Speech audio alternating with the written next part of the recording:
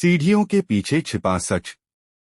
एक छोटा सा गांव था, भूतगढ़, जो घने जंगलों के बीच बसा हुआ था।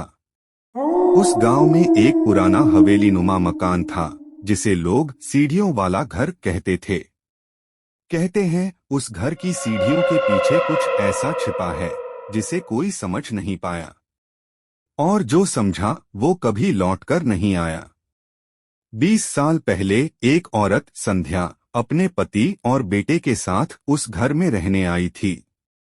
गांव वालों ने उसे चेतावनी दी थी कि उस घर में रात के समय सीढ़ियों की ओर मत जाना, लेकिन संध्या ने किसी की बात नहीं मानी। रात के ठीक 3 बजे उसे किसी के धीरे धीरे चलने की आवाज आई।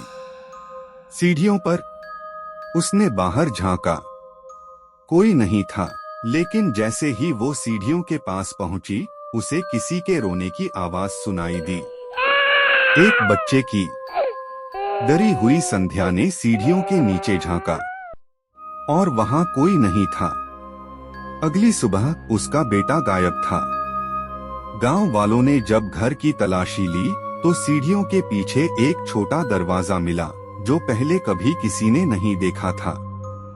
उन्होंने जैसे ही दरवाजा खोला, अंदर से एक सड़ी हुई बदबू आई, और वहां था संध्या का बेटा, लेकिन उसका चेहरा इंसानी नहीं था, और उसकी आंखें बिल्कुल काली।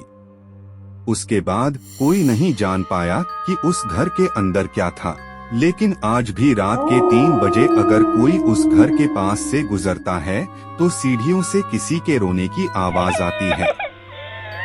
और अगर तुम रुक गए तो अगली सुबह तुम नहीं बचोगे।